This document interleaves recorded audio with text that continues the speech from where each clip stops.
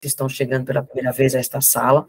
Nós já temos aqui algum tempo e já estamos preparando aí, depois de 9 meses aí de Apocalipse passados, né, e outras mensagens mais lindas que já nos alimentou aqui nessas primeiras horas da manhã, nós estamos preparando aí Daniel verso por verso, nos aguarde, e olhe Glória para a esse Deus. projeto aqui do Grupo das Crisálidas, nós somos irmãs que oramos e que nos unimos num propósito de alimentação espiritual, de permanência na nossa fé e de intercessão por nossos irmãos também, por nossos queridos irmãos e amigos, que nos pedem oração constante, né? Pelas famílias, pelos filhos, enfim. E hoje, queridos, nós iremos aqui nos alimentar desta palavra, cujo tema aí está na tela. Nós vamos abrir a Bíblia no livro de Efésios, mas antes de abrir a Bíblia, nós vamos fazer uma oração. E eu gostaria de orar nesse momento por todos os irmãos que aqui estão, que representam nesse momento as suas famílias, os seus familiares, os seus queridos. Quero orar também neste momento, né, por todos os pastores e líderes, pelos filhos que estão afastados, pelas pessoas que estão em crise emocional ou depressiva, ou em batalhas espirituais. Então, abra a sua Bíblia, aí no livro de Efésios, e feche os seus olhos para orarmos juntos. Grandioso Deus, Pai Santo que habita no mais alto dos céus, tu que do alto do teu sublime trono contempla os teus filhos na terra, sobretudo este grupo pequeno que aqui está diante do Senhor em oração. Clamamos nesse momento pela iluminação do Espírito Santo, pela direção, pelo discernimento e, acima de tudo, pelo espírito de obediência à tua palavra, à tua voz. E cada um de nós saibamos reconhecer quando o Senhor fala conosco, porque aquilo que é seu, Senhor, ouve a tua voz. Mas não só ouve, mas como obedece também. Clamo diante do Senhor pela liderança da tua igreja nesse momento tão crucial e difícil que atravessamos na terra. Muitos de nós estamos sendo abalados, sacudidos, nós estamos sendo provados e nós te damos graça por essa aprovação. Apresento também os filhos que estão afastados, das mães que clamam diante do Senhor, pedindo o retorno dos seus filhos da terra do inimigo. Por favor, meu Deus, tenha compaixão destas almas. Usa-nos como instrumento em tuas mãos e cura aquelas pessoas que estão aqui doentes, se porventura houver alguma no meio de nós nesse instante, emocionalmente, de forma depressiva, que estão em batalhas espirituais, que elas possam ter discernimento, ouvir a voz do Espírito e se direcionar, Senhor, a teus pés. Que se quebrem hoje na rocha que é Cristo, para que um dia não sejam quebrados pelas as armas do Senhor, que quebrarão aqueles que estarão perdidos quando o Senhor voltar na nuvem do céu. Dá-nos a tua direção nesse momento, nós te pedimos, em nome de Jesus, amém. Então, meus amores, abra aí a sua Bíblia no livro de Efésios, capítulo 2, é o texto base da nossa mensagem nesta manhã. Efésios, capítulo 2. Vamos estudar sobre o que seja palha ou troféu. Há vários textos na Bíblia, no Novo Testamento, falando, né, da separação entre a palha e o trigo, né? Amós 9 vem falar dessa sacudidura, desse peneiramento, onde os grãos ficarão, né, firmes na peneira, e aquilo que é palha será afastado. Deus terá, através da sacudidura, né, das perseguições, por ocasião aí do decreto dominical, e de alguns outros juízos, mas uma igreja pura. Deus terá um povo puro, um povo que terá unidade doutrinária. Você imaginou uma coisa dessa, irmãos? Eu sonho com esse momento, um povo que não será divergente diante dos pontos doutrinários. Todos nós vamos estar pensando do mesmo modo, crendo da mesma forma, não haverá debates, eu penso desse jeito e você pensa assado, não haverá isso. Um povo que vai entender que nós somos separados por Deus para viver de maneira diferente do que vive o mundo, na contramão do mundo. Um povo que vai estar vivendo a palavra de Deus conforme ela é e está escrita. Por isso nós pedimos ao Espírito Santo que nos dê esse espírito de obediência. Por quê? Porque aqui é um teste. A vida que nós vivemos, participar e ser membro da Igreja de Deus na face da terra, irmãos, é um teste de obediência. É um treino de Deus para a igreja que está no céu, nos aguardando. Para a reunião triunfal dos filhos de Deus, onde ele vai nos apresentar, que é o que nós vamos ver aqui nos versos que vamos ler. Então, se não avançar, me avisa, porque eu estou clicando aqui para avançar, gente.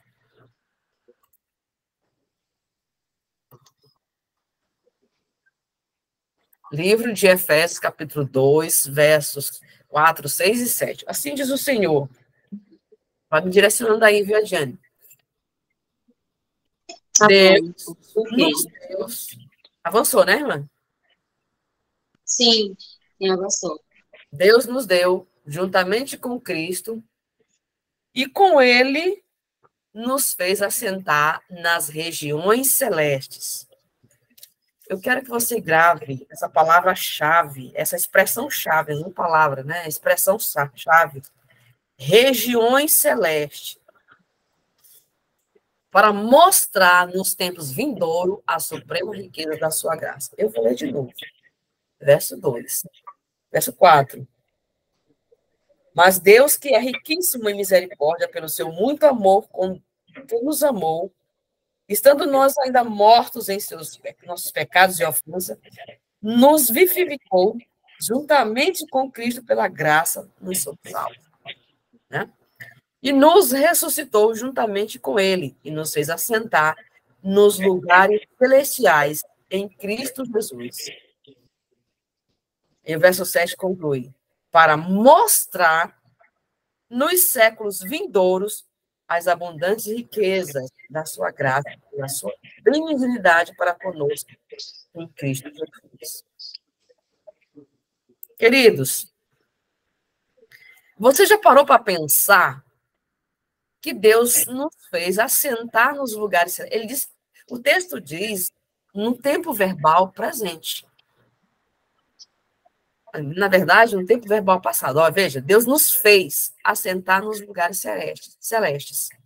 Você já parou para pensar o que significa essa expressão, lugar celeste? O que significa isso? Você sabe que é interessante que no livro de Efésios, no Novo Testamento, essa frase, essa expressão, ela se repete várias vezes aqui, e essa expressão, ela não acontece em nenhum outro lugar do Novo Testamento, lugares celestes. Ela não aparece. Interessante é que ela não se refere a um céu futuro, mas a uma realidade presente, uma realidade espiritual presente. Quando Paulo nos escreve essa carta, né? Eu digo nos escreve porque ela nos alcança. Quando Paulo escreveu isso aqui, era costume de Paulo, né? Nos dizer que ele sempre nos aproximava de Cristo dessa forma, até nas palavras, no modo de escrever, com uma forma de dizer que nós nos identificamos com Cristo. Desse modo, a exemplo, então, do que eu estou falando, está Romanos 6, de 3 a 6, ele vai dizer assim para nós, né? Nos simplificando, como ele morreu, nós morremos, quando ele ressuscitou, nós ressuscitamos, quando ele, depois da ascensão, subiu ao céu e assentou-se no seu trono, e nós assentamos com ele. Veja bem, esses textos que eu estou falando aqui estão no livro de Romanos, no livro de Hebreus, ele sempre vai mencionar, tá, uma realidade, algo que vai acontecer, que já aconteceu, mas que pertence à nossa realidade presente. Ou seja, em outras palavras, ele está dizendo para nós que por causa do que ele fez e porque respondemos a ele com fé, por isso o verso 5 diz, pela graça somos salvos, né? Por causa do que ele fez, por meio da fé, e nós respondemos com fé, nosso lugar nas regiões celestes está garantido. Nosso lugar de direito é lá.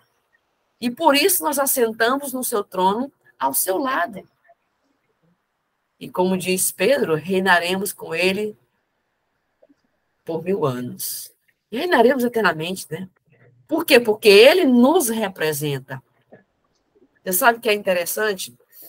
O Senhor assentado num alto e sublime trono, de onde governa, administra todos os negócios do universo e todas as obras criadas. Ele diz para mim e para você que nós temos direitos adquiridos e que nós podemos experimentar agora. Nós não estamos no céu. Nós não estamos governando à direita de Deus, né, como súdito do seu reino.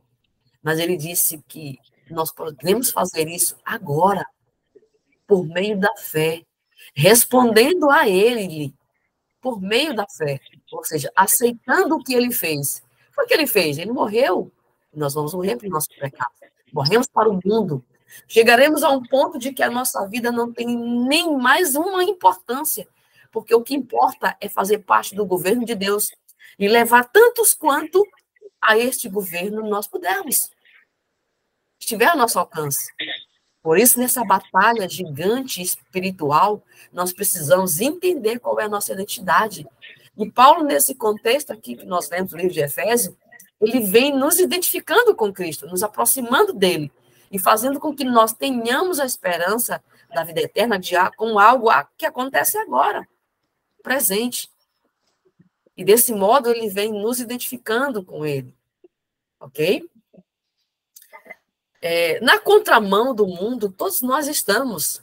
É para nós estarmos meio diante de que, assim, das expectativas e das perspectivas que nós nos encontramos.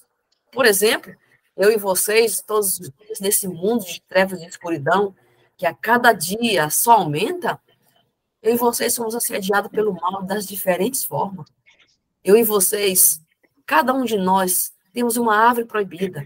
Aquele lugar que a gente não deve ir, aquele filme que a gente não deve assistir, aquela palavra que a gente não deve dizer, sabe? Porque nós somos assediados por aquilo que foi e que é a coisa mais difícil de abandonar, ou que já foi mais difícil de abandonar. Então, eu e vocês vemos o mundo a partir de duas óticas. Interessante que Deus também vê esse mundo, e a minha, você, a partir dessa ótica, de uma ótica bem diferente. Nós olhamos para o mundo, né, e vemos que nessa contramão do mundo, nessa batalha, nesse grande conflito, Deus está perdendo, aparentemente Deus está perdendo. Porque todo dia a gente vê coisas terríveis acontecendo. Tem um microfone aí ligado? Dá uma olhadinha aí, Diane, que está atrapalhando aqui. Já, vou olhar aqui. Então, queridos, todos os dias nós somos assediados pelo mal, porque nós estamos num lugar de batalha, num lugar de guerra, né? E Deus separou um povo peculiar, um povo que ele chama de propriedade exclusiva. Ou seja, ninguém pode tocar naquilo que é dele, é meu. E esse Deus, ele sabe que nós somos assediados pelos males desse mundo, pelas trevas, pela escuridão desse mundo. Ele também sabe do que mora ainda dentro de nós, a natureza que ainda persiste. Portanto, nós olhamos para o mundo e para nós mesmos, e diante de todas as sortes de tentações, nós dizemos assim: eu estou perdido, não tenho como me salvar. O que a gente não entende, não percebe, é que nós já fomos salvos. E quando nós oramos para Deus e dizemos assim: Senhor, nos salve, Senhor, me salve, o Senhor, com a sua misericórdia, olha para nós e diz assim: filho, mas eu já te salvei. Você está salvo. O que foi que eu fui fazer aí? O que Paulo está dizendo aqui para nós? Na carta aos Efésios, né? Ele apresenta um Deus ressuscitado, mas que morreu. Com ele nós morremos. Morremos para o pecado. Ele morreu. Nós morremos. Ele ressuscitou. Nós ressuscitaremos. Nós ressuscitamos junto. Quando ele se ascendeu ao céu e se assentou no trono do céu, como diz Hebreus 8:1, nós assentamos com ele. Então, quando nós oramos, Senhor, me salva, ele diz: filho, já te salvei. Agora, o que eu e vocês precisamos entender aqui, irmãos, e precisamos fazer as coisas para que deem certo a nossa parte, é que o sacrifício que Jesus fez para nos salvar, ele está validado para toda a eternidade. Ele não será sacrificado de novo. Porque esse sacrifício está à nossa disposição. O que Deus quer dizer para nós? Filho, o teu problema não é salvação, porque eu já fiz isso. Eu já te salvei. O teu problema é perder a salvação que tu já tem. Perder o que tu já ganhou. Compreendes? Esse é o teu grande problema. Você precisa lutar, como diz as Escrituras. O reino dos céus é tomado por esforço. Você precisa entender que você a cada dia precisa garantir a sua salvação, que já está na tua mão, já é tua. O grande lance é não perder a salvação, porque ela já está garantida. Não pode perder o que tu já ganhou. Compreendes? Então, desse modo, eu e vocês precisamos entender que mesmo estando, né, num mundo de conflito, com a relação do mundo visível com o invisível, há um Deus que cuida de nós e que já nos deu garantia de salvação. Às vezes eu digo assim, todas as noites eu preciso dormir com a certeza da minha salvação. Com a certeza, fazendo assim, irmãos, uma retrospectiva do que foi o meu dia. E ter a oportunidade de me chegar ao trono da graça, diante do santuário celestial, onde está toda a corte celestial, mas, sobretudo, onde está a intercessão de Jesus Cristo por mim. E de entregar em suas mãos todas as áreas da minha vida. Não pode ficar nada na minha mão. Porque quando fica alguma coisa na minha mão, vai dar tudo errado. E se eu entreguei todas as áreas da minha vida ao Senhor dos Exércitos, aquele que é dono de tudo, aquele que já morreu por mim, que ressuscitou, está me dando garantia de salvação, então, queridos, eu preciso dormir com a certeza da minha salvação, que nada está na minha mão. Ele é o gerenciador de tudo em minha vida. Eu simplesmente conservo aquilo que ele já me entrega todos os dias. Você compreende? Eu não posso perder aquilo que Deus já me entregou com tão grande amor e sacrifício. Mesmo estando numa guerra invisível. O ministério dos anjos de Deus, a operação dos espíritos maus, acham-se claramente revelados nas Escrituras e inseparavelmente entretecidos com a história humana. No livro A Verdade sobre os Anjos, no capítulo 1, é dito isso. Então, mesmo diante desse cenário, qual é a perspectiva de Deus? Qual é a ótica de Deus? Ele diz para mim o seguinte: a vitória daqueles que creem no seu Filho é tão certa que ele já nos considera como assentados nos lugares celestiais. Ou seja, governando, reinando com ele. Você compreende isso, irmãos? Você se transportar daqui por fé. Eu e vocês temos que estar vivendo isso. Porque eu e vocês, irmãos, somos a solução para a miséria desse mundo. Você sabia disso? Mas como assim, irmã Cleia? Ora, nós vamos entender aqui no restante da mensagem que Deus nos separou, Deus nos cortou das misérias do mundo para ser um povo que apresenta para um outro povo que está caminhando para a sua destruição, com quem casar, com quem namorar, o que comer, o que vestir, aonde ir. E mais, como ser curado das mazelas desse mundo. Nós somos um povo que deve apresentar para esta humanidade falida a vitória, porque nós somos salvos e não falidos, e não destruídos, corrompidos pelo pecado. De lá nós já viemos. Você compreende?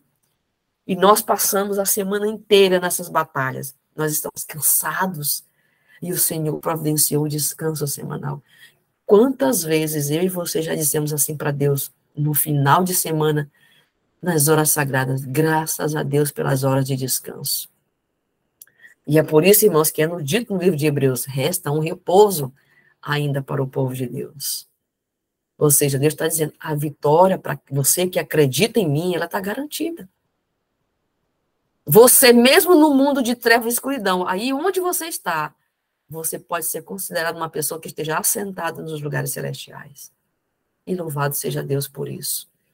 É nos dito ainda, né, um comentário bíblico adventista a esse respeito, o seguinte: aqueles que vão a Cristo, assentados à direita de Deus, podem viver na atmosfera do céu enquanto estão aqui na terra. Os crentes pertencem ao mundo celestial.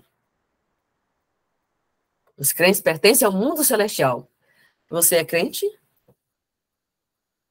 Você crê que Jesus, quando ressuscitou, assentou nos lugares celestiais? Quando ele morreu, ele está te dando direito de ressurreição?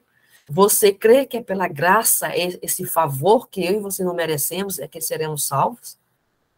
Então, você crê que desse modo, quando ele morreu, nós morremos também, conforme diz Romanos 6, 3-6?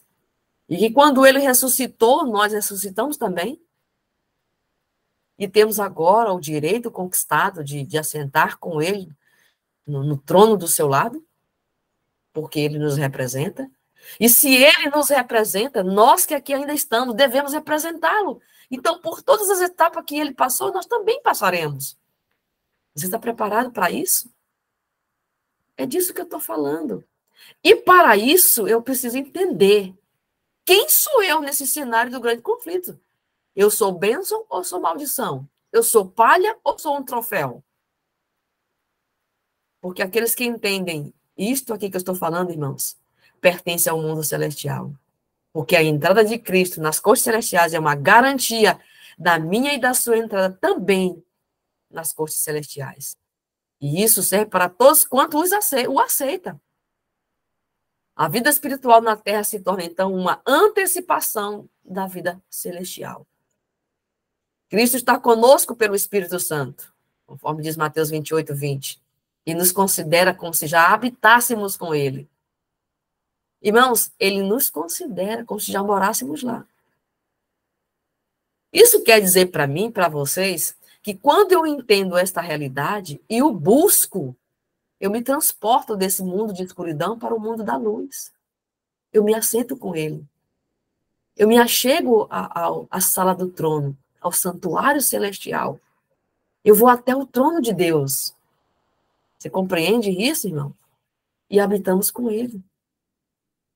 E isso é maravilhoso para quem vive nesse mundo, todos os dias matando 10 leões por dia, na sua guerra interior.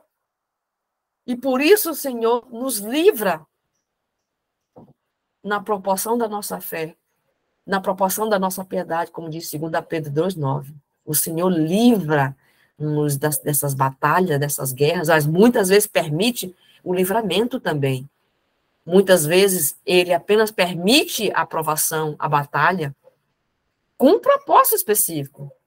Nada Deus faz sem planejamento, sem propósito. Você entende? O Senhor nos dá vivificação através do seu Espírito, para que nós podemos experimentar, sobretudo nas horas sagradas, o que é habitar nas cortes celestiais. Compreende, meus queridos irmãos?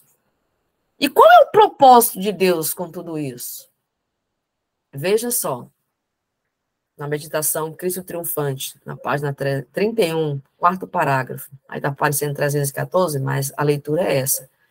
Página 31, quarto parágrafo. Ele diz o seguinte para nós: qual é o propósito de Deus, né, em nos dar vida juntamente com Cristo e nos fazer assentar nas regiões celestes? O próprio verso 7 já responde, né? O verso 7 do capítulo 2. Para mostrar aos séculos vindouros as abundantes riquezas, né, da sua graça pela sua bondade para conosco em Cristo Jesus. Veja, durante seu ministério, Jesus ressuscitara mortos, fizera reviver o filho da viúva, de Naim, a filha de Jairo, né, e Lázaro. Esses não foram revestidos de imortalidades. Ressurgidos, estavam ainda sujeitos à morte, apesar de terem ressuscitado, mas experimentaram a morte novamente. Aqueles, porém, que ressurgiram por ocasião da ressurreição de Cristo, saíram para a vida eterna. E eles formavam a multidão de cativos que ascendeu com ele, como troféus de sua vitória sobre a morte e o sepulcro. Por que Deus diz que nos deu vida juntamente com Cristo e que nos fez assentar com ele na região celeste? Para mostrar, nos tempos vindouros, a suprema riqueza da graça de Deus. Ou seja, para mostrar, aqui essa expressão, essa palavra mostrar tem um sentido de expor um troféu.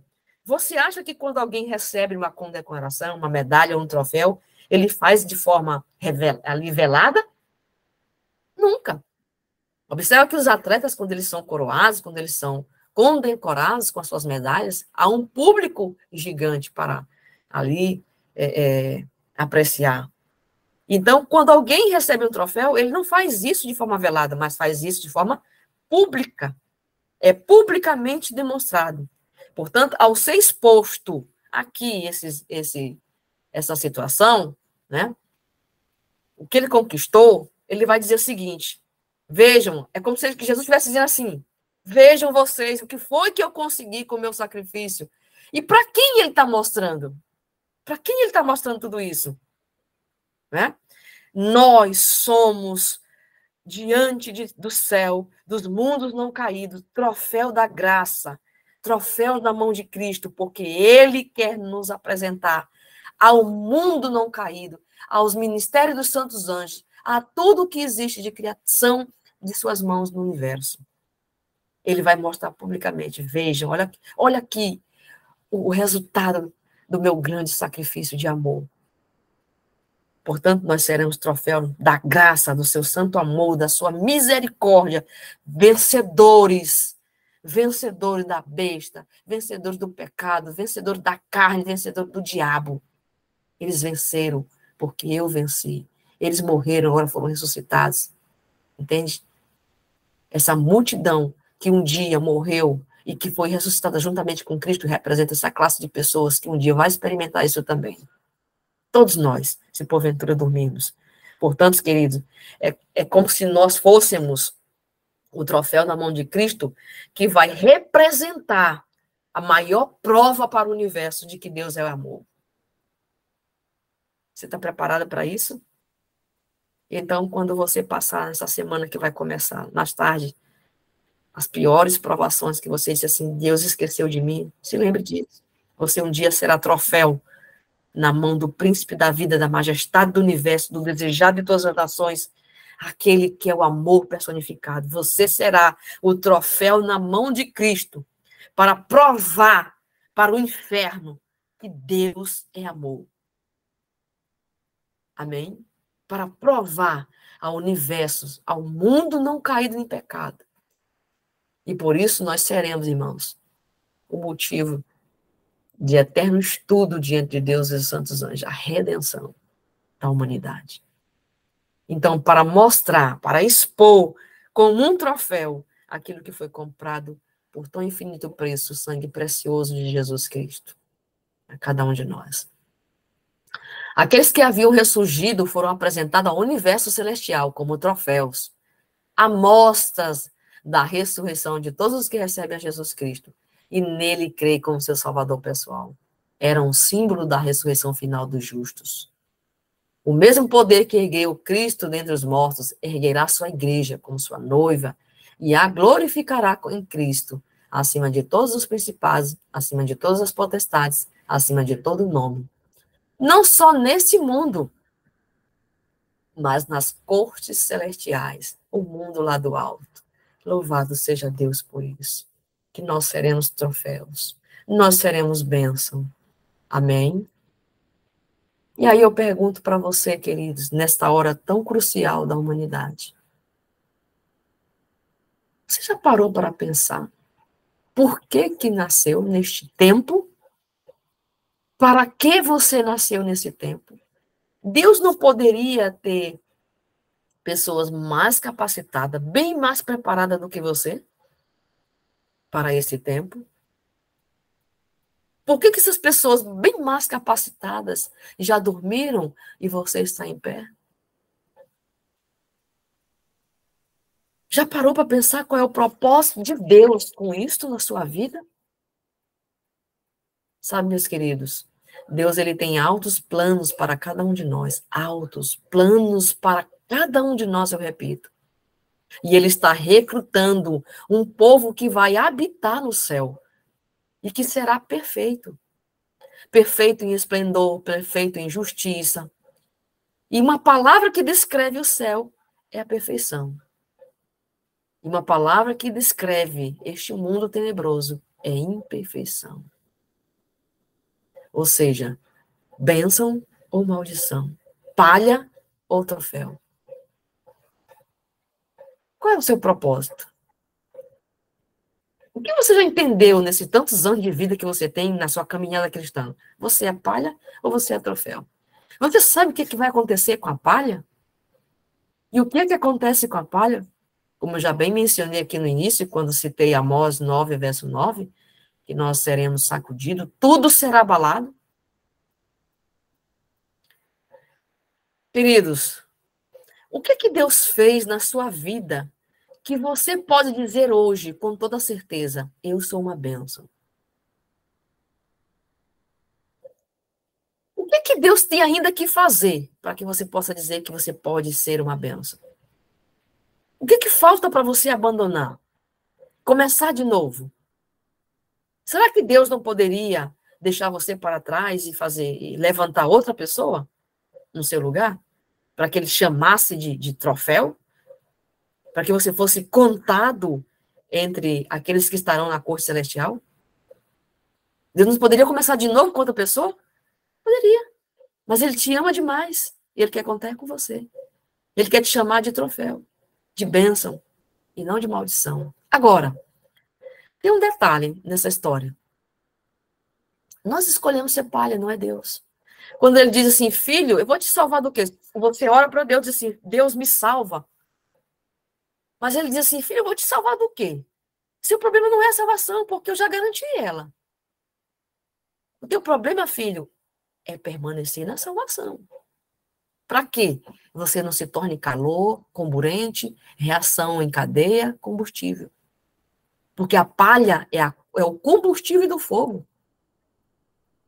E aquilo, meu irmão, e aquilo que não viver na contramão do mundo, aquilo que você não entender nessa história da sua vida cristã, que você é bênção e não maldição, se você não compreender isso, mesmo estando há tantos anos pertencendo à igreja do Deus vivo, você será uma palha para ser queimado. Você será combustível do fogo. Você entende? Tem que viver agora como salvo e não como perdido. Você já ganhou a salvação, ela já foi entregue a você. E como é que vive um salvo? Se você, como salvo, tem atitude de perdido, o Senhor vai te contar como palha. Vai te tirar a salvação. Não porque Ele quer, mas porque você escolheu isso. Não é Deus que nos exclui da corte celestial. São as minhas escolhas, são as minhas decisões. Porque todos os dias Deus te dá uma página nova para começar, para reescrever sua história. E Ele disse, filho, deixa eu escrever a tua história com a caneta e a tinta do meu sangue, mas você vai dizer assim, não, Senhor, pode deixar que eu resolvo isso. Com as suas atitudes. Então, se você vive nesse mundo de trevas com atitude de perdido, pode ter certeza que você está excluído da salvação.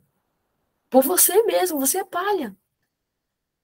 Palha que logo vai ser queimada no fogo.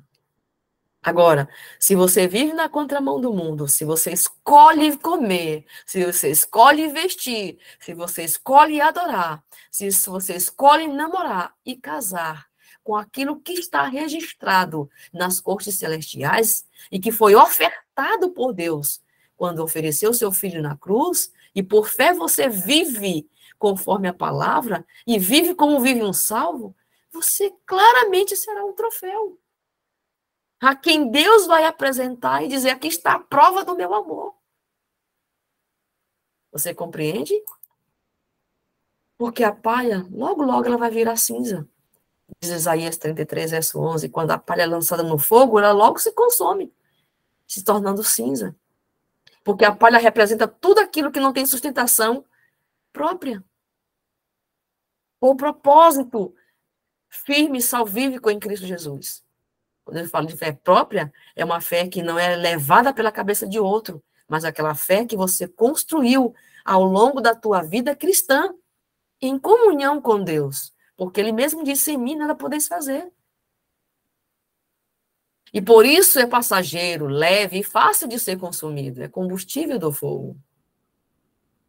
Portanto, irmãos, Deus, na sua infinita misericórdia, muitas vezes vai trazer as provações sobre nós, porque no meio das provações, Deus tem bênção no sofrimento. Tiago diz assim para nós, sabendo que a aprovação da vossa fé, uma vez confirmada, produz perseverança, ou seja, produz fé, produz insistência, produz, vamos dizer assim, a condução na caminhada, a não perder de vista aquele que está permitindo isso, porque aquele que está permitindo a aprovação, o sofrimento, ele não vai te tentar além das suas forças. Ele não vai permitir que a tentação chegue a você além daquilo que você pode suportar. Portanto, segundo Deus, os sofrimentos são importantes para fortalecer o caráter espiritual, ajudar a pessoa a se manter perseverante, sólido, firme, inabalável, para ser troféu e não palha. Então, quando Deus permite que nós sofremos, que a semana seja difícil, que a semana seja exacerbada de preocupação ou de provação mesmo, é um teste de Deus. É Deus te dizendo assim, olha, eu estou permitindo porque eu preciso consolidar a tua fé. Eu preciso te apresentar um dia, nos séculos vindouros, que você é a prova do meu amor. Porque numa crise é que o caráter é revelado. E as promessas de Deus, irmãos, conforme diz 1 Coríntios 10, 13, é que nós não somos provados além do que o ser humano pode suportar. Não seremos provados acima das nossas forças. E além disso, ele providenciará êxito, livramento, para que nós possamos suportar todas as provações. E o que Deus quer com o sofrimento, com a angústia que a gente passa nesse mundo, é consolidar o nosso caráter, a nossa firme fé, de maneira que ela seja inabalável, ainda que venha qualquer sofrimento. Ainda que o sofrimento de Jó, aqueles parecidos com o de Jó, que foi dizimado tudo. Você entende? Porque nós precisamos ser troféu e não palha. E aí eu te pergunto, o mundo está bem? O mundo está fácil da gente viver nele? Ou está difícil? As coisas estão tranquilas? Ou elas estão piores a cada dia? E como é que um salvo deve viver no meio de situações ruins? E eu digo a você que elas só vão piorar mais e mais. Como é que deve viver um salvo diante de situações terríveis no mundo de pecado? Como é que nós devemos viver?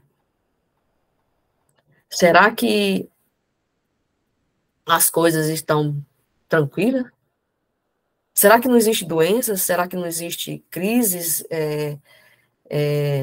depressivas, emocionais? Será que não existe crise entre a liderança da Igreja de Deus? Será que não existe crise na nossa família, onde nossos filhos estão afastados, perdidos aí no mundo de trevas e de escuridão, na terra do inimigo?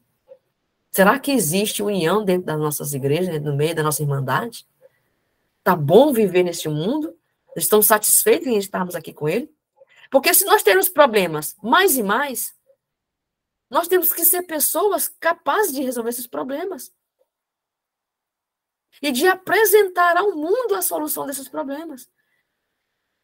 Porque se nós fracassarmos, nós estaríamos dizendo que o Deus que nós servimos é um Deus de falência, é um Deus falido. E ele não é um Deus de falência. Nós sabemos disso.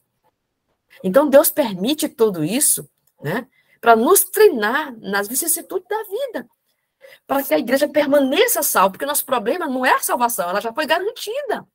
Nosso problema é permanecer na salvação e apresentar ao mundo aquele que nos salva todos os dias. Entende? Então, como troféu na mão de Cristo, nós temos que responder à altura do chamado que ele nos fez, vivendo como salvos e não como perdidos. Vivendo na contramão do mundo, não como esse mundo falido vive, né? Como esse mundo falido vive mesmo, gente? Eu quero lembrar vocês, e a gente vai voltar aqui um pouquinho, lá para nos dias de Ló, aquela população, aquela geração vivia de maneira em que Satanás tinha total controle e domínio de suas mentes. Você sabe o que Satanás mais deseja atualmente?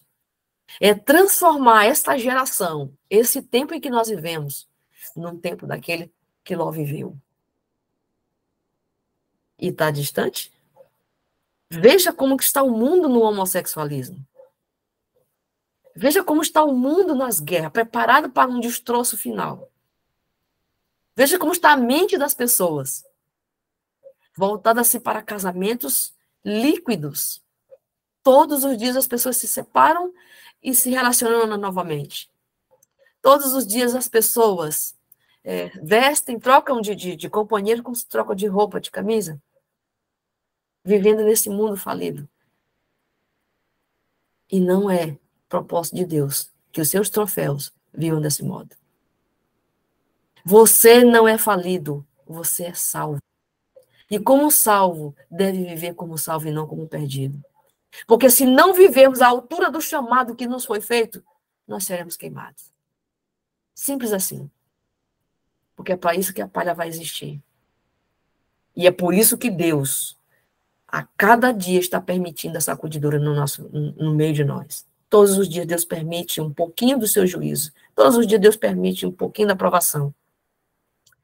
Para nos consolidar, para nos firmar na fé e na compreensão de que um dia nós estaremos assentados nas cortes celestiais. Mas que podemos experimentar desde agora, quando nós vencemos cada batalha que é travada. E nesse cenário todo, queridos, onde o príncipe da vida e o príncipe das trevas estão em conflito, o príncipe da vida prevaleceu, mas a um preço infinito. Seu triunfo é a nossa salvação. Não tinha nosso Salvador algo a vencer? Não travou a batalha como o príncipe das trevas até que fosse vencedor em todos os pontos? Sim, ele fez isso. Então, desse mesmo modo, deixou a obra nas mãos dos seus seguidores. Nós temos algo a fazer. Nós estamos numa batalha contra o príncipe das trevas. Nós temos que vencer em todos os pontos que Cristo venceu. E nesse cenário, querido, qual é a sua parte nessa hora mais séria da Terra? Qual é a sua parte? Como é que você vive? Como é que você vive nesse mundo falido? Então, queridos, se você quiser viver no céu, terá que ter aprendido a viver aqui na Terra. Na atmosfera das cortes celestiais. Mesmo o mundo esteja em destroço, em completa escuridão, porque está se aproximando de nós a hora mais escura da Terra. A hora em que o pecado vai estar de maneira exacerbada, em que as pessoas não serão mais gente, sim demônios. E eu e vocês teremos que apresentar os recados de Deus a esta última geração. Você tem problema? Eu também tenho. Mas os meus problemas e os seus problemas não é nada perto do que ainda está vindo aí. O meu maior problema é permanecer salva.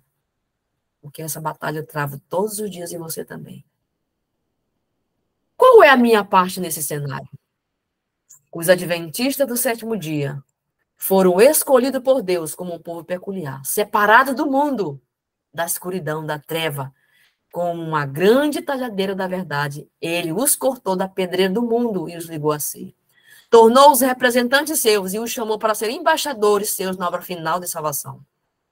Pois o maior tesouro da verdade já confiado aos mortais, as mais solenes e terríveis advertências que Deus já enviou aos homens, foram confiadas a este povo. Irmãos, preste atenção no que eu vou lhe dizer aqui agora. Isto aqui não é para a nossa exaltação. Isto aqui é para a nossa salvação. Existem milhares de denominações na face da terra. Pastores de diferentes denominações. Mas foi aos pastores adventistas que Deus confiou uma obra final. E é por eles que eu tenho que orar. Eu e você. Para que não exista crise no meio da liderança que não possa ser vencida. Para que esses líderes dessa igreja, irmãos, que tanto amamos, esses irmãos que tanto amamos, sujeitos aos mesmos erros e pecados que nós somos. Não é só porque eles são pastores, que estudaram mais, que não estejam sujeitos às mesmas tentações que nós. Mas nós precisamos de líderes firmes, consolidados na verdade, para que possa estar à frente da batalha final, da crise final que está se aproximando. Homens que não temem chamar o pecado pelo nome. Homens e mulheres, líderes dessa igreja que Deus confiou tão grande e solene mensagem. Luz, irmãos. Nós precisamos orar, clamar pelo Espírito Santo de Deus, para que esses homens e mulheres sejam consolidados e firmados na verdade, de tal ponto que eles experimentem as coisas celestiais na sua vida, nas suas casas. O mundo aí afora prega um evangelho. Mas a esse povo foi escolhido por Deus para entregar os últimos recados, num sentido especial. Não é que Deus esteja desprezando eles, muito pelo contrário, mas ele diz bem claro aqui nos testemunhos, em sentido especial, foram nós, adventistas do sétimo dia, postos no mundo como portadores de luz, atalaia de Deus. Aqueles que experimentam as cortes celestiais no meio da tribulação, o céu desabando, mas eles estão ali firmes. Você já experimentou isso? Essa mensagem aqui que eu estou pregando a vocês, irmãos, ela foi inspirada no momento de crise que eu enfrentei esta semana. E eu entendi isso aqui. Aos adventistas do sétimo dia foi confiada a última mensagem de advertência ao mundo, que está caminhando para a destruição. Sobre eles, em si, de maravilhosa luta, a palavra de Deus foi confiada numa obra solene e de grande importância, a proclamação da primeira, segunda e terceira mensagem angélica. Nenhuma obra que você faça é de tão grande importância como esta. Não devem eles, os adventistas do sétimo dia, permitir que nenhuma outra coisa lhe absorva a tua atenção. E tu acha que teu problema é coisa gigante? Deus está dizendo que nenhum teu problema que você acha que é gigante pode te tirar dessa tarefa, dessa missão que foi confiada para mim e para você. Certa feita alguém me perguntou, irmã Cléia, você está fazendo evangelismo, se de repente chegar a notícia que seu filho ou alguém que você ama morreu, o que você vai fazer? Você vai largar lá o evangelismo e correr para sepultar os teus mortos? A todos os chamados que Jesus fez, dos nossos irmãos no passado, eles primeiro foram enterrar os seus mortos para depois seguir a Jesus? Ou quando ele disse, segue-me, aqueles que ouviram o chamado do pastor, da majestade do céu, deixou tudo e foi fazer o que ele pediu? Ou não? Então, considere, irmãos, o seu chamado e o seu problema diante dessa mensagem que nós estamos falando aqui. Porque Deus, ele nos fez, nos criou para um propósito específico. E o propósito de Deus, irmãos, que Deus nos criou para a sua glória, para que depois de testados e aprovados, a família humana pudesse tornar um só com a família celestial. Era a propósito de Deus repovoar o céu com a família humana. E ainda é seu propósito. Gênesis capítulo 1, verso 27 diz que Deus criou o ser humano à sua imagem, porém o pecado quase apagou essa imagem. E restaurar esta imagem é o grande objetivo da obra de educação e de redenção, que são uma só. Deus quer nos reeducar. Deus quer nos refazer, nos regenerar, nos restaurar, porque é seu propósito que eu e vocês experimentemos de forma, irmãos, concreta as cortes celestiais. Que extraordinário, né, queridos? Que extraordinário. Esse é o propósito de Deus. O plano sublime de Deus é que o céu triunfará, pois as vagas que foram deixadas pelos anjos caídos de Satanás e seu exército serão preenchidos pelos redimidos do Senhor. Será preenchido por você, Diana, e sua família. Será preenchido por você, Akiane, e sua família. Preenchido por mim, Cléia, e minha família. Eu preciso entender isso. Eu fui chamada para a hora mais escura da terra. E eu preciso entender que Deus quer me levantar como um troféu e não como palha. Deus quer preencher o céu com a minha casa. Deus quer preencher o céu com a sua família. Sandra, Osmarina, Lília, Deus quer preencher o céu com a sua casa. Entende? Esse é o plano mais lindo e sublime de Deus. É por isso que ele vai nos apresentar como um troféu da sua graça e do seu amor. Ele vai dizer para os mundos não caídos no pecado: aqui está a prova do meu amor. Eu sou o amor. Entende, irmãos? Lembre-se disso quando tiver na provação. Quando você estiver na prova, no fogo da provação, você será apresentado diante do céu, nas cortes celestiais, como prova do amor de Deus. Porque o padrão do céu é alto, irmãos. E quando nós examinamos nossa vida com sinceridade, com o fogo do Espírito em nós, nós concluímos que nós somos pecadores e todo pecador precisa de um Salvador. Todo pecador precisa do sangue de Cristo para lavar, para regenerar, para marcar a sua alma, entende? Para marcar a porta do seu coração. E se não fizermos assim, irmãos, não estamos qualificados para o céu. Precisamos fazer algo urgente, irmãos, urgente, entender isso aqui com urgência. Porque a justiça de Cristo é aceita no lugar do fracasso do ser humano. E Deus recebe, Deus perdoa, Deus justifica aquele que está arrependido e contrito, aquele que crê, e trata ele como se ele fosse justo, e o ama do jeito que ama seu filho. Viu? Fé e Obras é nos dito isso na página 101. Há um alto padrão para o céu, irmãos. Não se conforme com a sua vidinha de igreja, de ser religioso. Seja um salvo. Entenda isso. Ensine as pessoas nesse mundo que você foi salvo, você está sendo salvo e será salvo eternamente. Porque Deus transformou o caos da sua vida na abundância e na ordem celestial. Entende, querido? Todo o céu está observando esse conflito que eu e você travamos. Aqui, sobre a terra, Satanás suscita a inimizade que existe na mente humana para resistir à salvação que foi trazida por um alto e infinito preço. Cristo foi a luz do mundo, mas o mundo não o conheceu. Ele criou o mundo, mas o mundo não quis reconhecê-lo. E muitos não querem reconhecer Jesus até o dia de hoje. E quando é que o mundo rejeita Jesus? Quando eu e você, embaixadores do céu, batemos nas portas das pessoas, pregamos a elas, nós estamos representando a Cristo, que um dia nos representou e nos representa nas cortes celestiais. E as pessoas, quando não aceitam o que nós entregamos a ela, não reconhecem que os seus embaixadores, elas rejeitam também a salvação, automaticamente. Quando buscarem tirar-lhe a vida, todavia a majestade do céu teve de ir de lugar em lugar, e o céu observou isso. Você acha que nós não vamos passar a mesma coisa? E ele foi desprezado e rejeitado. Você acha que você não vai passar isso?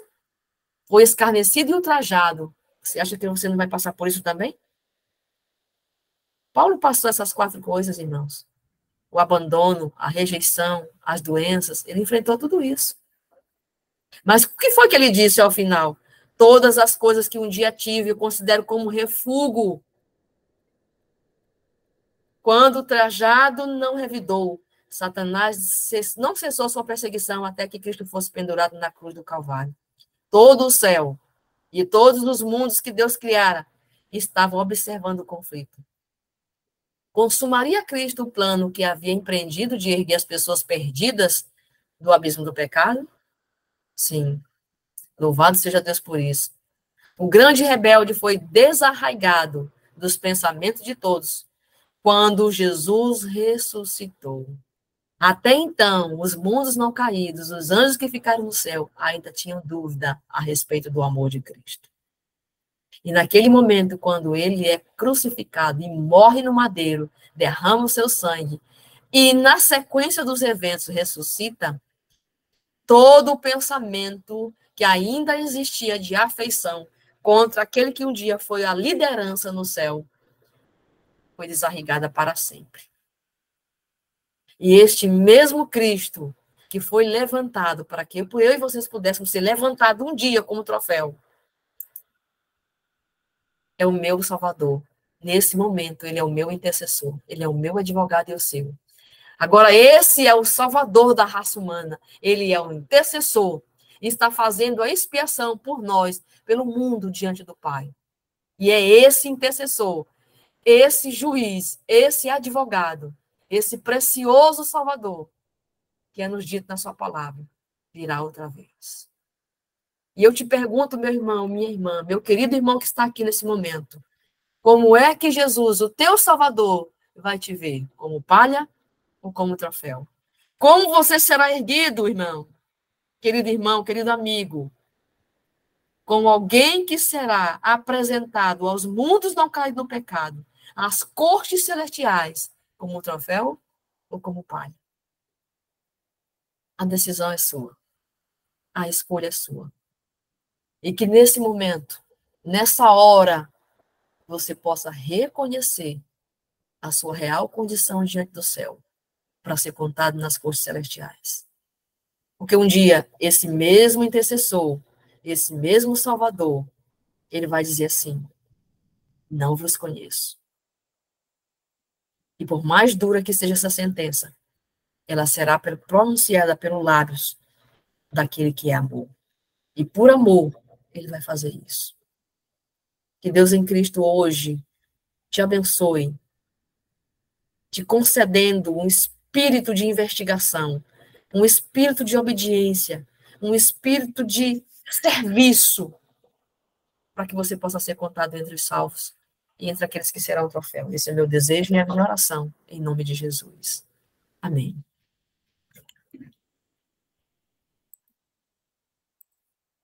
Você deseja ser um troféu na mão de Cristo? Amém, Senhor. Então, ore comigo.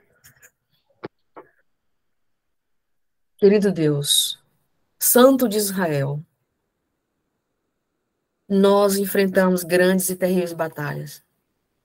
É muito provável que dentro de nós há pecados acariciados que não foram confessados e nem abandonados.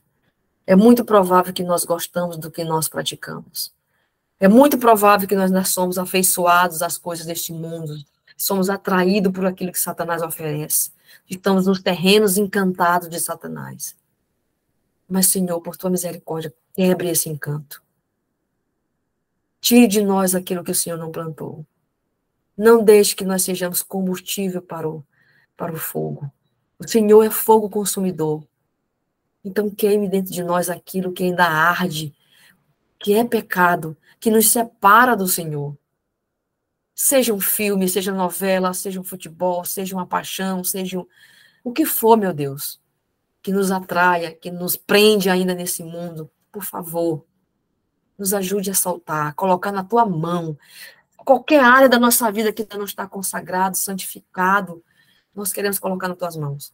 E não queremos pegar de volta. Nós queremos apenas administrar aquilo que o Senhor nos concede todos os dias. E o Senhor já nos concedeu a salvação. Nos ajude a permanecer nela. Eu te peço nesse momento, por todos que aqui estão, representando suas famílias. Pai, nesse momento eu clamo por todos os nossos familiares que ainda não te aceitaram como Salvador. Por favor, nos use como instrumento teu na salvação dessas pessoas. Nos ajude a dar testemunho, Senhor, do que o Senhor fez por nós, para a nossa família.